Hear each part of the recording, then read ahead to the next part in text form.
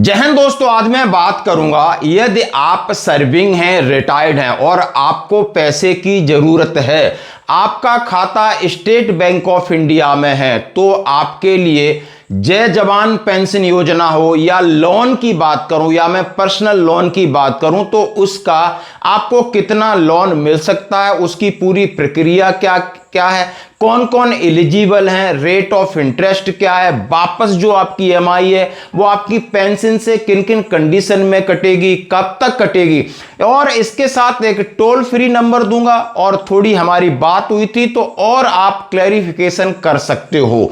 तो बोर्ड पर मैं आपको समझाने की पूरी कोशिश करूंगा, यानी आप चाहे एनसीओ हैं, आप जेसीओ हैं, आप अधिकारी हैं। हाँ जी दोस्तों, आपके लिए एसबीआई यानी जो पेंशन योजना है जवानों के लिए वो क्या है, खासकर मैं पेंशनर्स की आज बात करूंगा, उसमें सर्विंग के लिए भी है।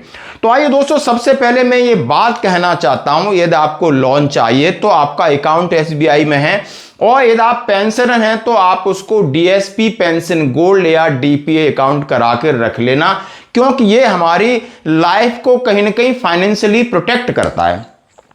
अब फाइनेंशियली प्रोटेक्ट का मतलब पीएआई, पर्सनल एक्सीडेंट इंश्योरेंस। जब हम कभी हमारे साथ अनहोनी हो जाती है, हम बस में जा रहे हैं, रोड पे जा रहे हैं या कहीं कोई काम कर रहे हैं और किसी पेंशनर्स की मृत्यु हो जाती है, उसे 50 लाख रुपए का यानी फाइनेंशियल कवर है। ये बात आप समझ सकते हो। इसके लिए आपने जो पूरी प्रक्रिया है वो कई वीडियो बना चुका हूं, लेकिन आज सिर्फ मैं बात लोन की करूंगा।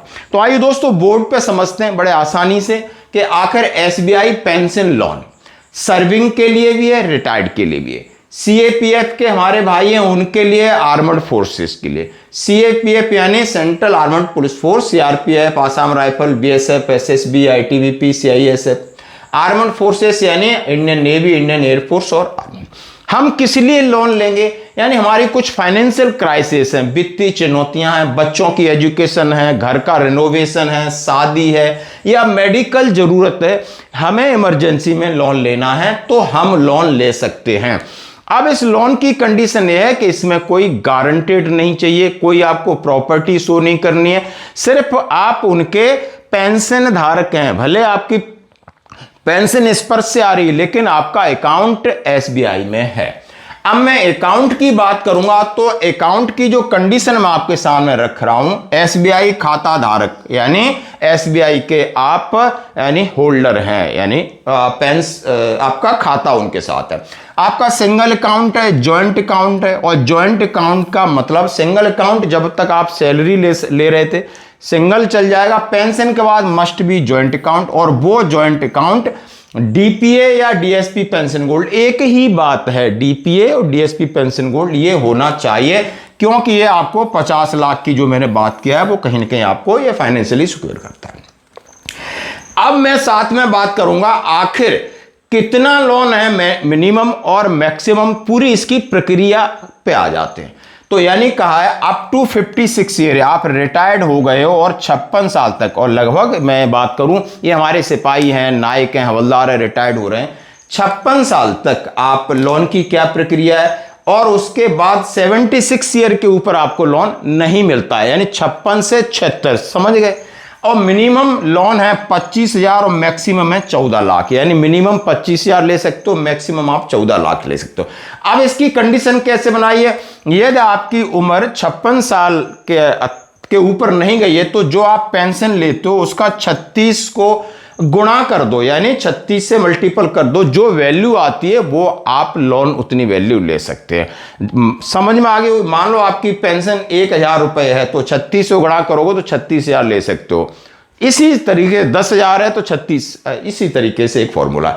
अब इसकी ईएमआई यानी वापसी कैसे होगी, 6 साल में होगी 72 मंथ में, यानी 72 किस्तें जाएंगी, 72 इंस्टॉलमेंट जाएंगे हर महीने, और इसमें इंटरेस्ट रेट क्या होगा, 11.30 पर एनम, यानी 11.30 जाएगा।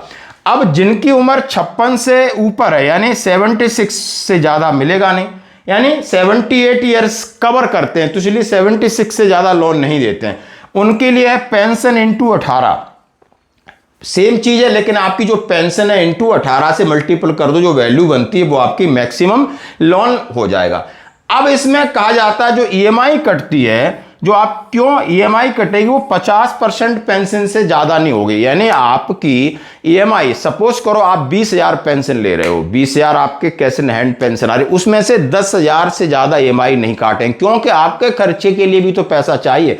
फिर आप और कहीं हाथ पैर मारोगे, यानी कहीं ना कहीं ट्रैप हो जाओगे। तो उन्होंने कहा 50% पेंशन से ज्यादा ईएमआई नहीं होने चाहिए। अब इस सारी पूरी प्रक्रिया के लिए आपके पास डॉक्यूमेंट क्या होंगे, यानी आपका पीपीओ है, आपका आधार है, आपका पैन है, आपका एसबीआई पासबुक है और एप्लीकेशन है। ये सारे डॉक्यूमेंट लेके आप अपनी नज़दीकी शाखा में जा सकते हो और वहां पर जो प्रोसेसिंग है उसकी कोई फीस नहीं है, कोई गारंटी, कोई प्रॉपर्टी नहीं है। यदि आपको लगता है कि नहीं हमें घर बैठे और इसकी जानकारी चाहिए, तो आप 1800112211 पर आप कॉल करें और कॉल करने के बाद जिस तरीके की जो प्रक्रिया है उसका जवाब देते जाइए और वहां पर जो इनके कॉल पर बैठे हुए हैं रिप्रेजेंटेटर हैं वो आपको पूरी प्रक्रिया और समझा देंगे आपके लिए, क्योंकि आपकी बेसिक पेंशन कितनी है, टोटल कितना है, बाकी और कोई ईएमआई तो नहीं आपके कहीं कट रही, कार लोन तो नहीं कहीं ले रखा, यानी सारी कंडीशन पूरी चेक की जाएंगी। तो दोस्तों ये है पूरा तरीका, जैसे हमने बताया। मैं फिर बताना चाहता हूं, इसका रेट ऑफ इंटरेस्ट है 11.30 और एक पर्सनल लोन है, आप इसको पेंशन लोन कुछ भी लगा सकते हो, इस तरीके के हैं। और आपके लिए मिनिमम 25 और मैक्सिमम 14 लाख है इसकी कंडीशंस, और इसका तरीका मैंने आपके साथ शेयर किया। धन्यवाद।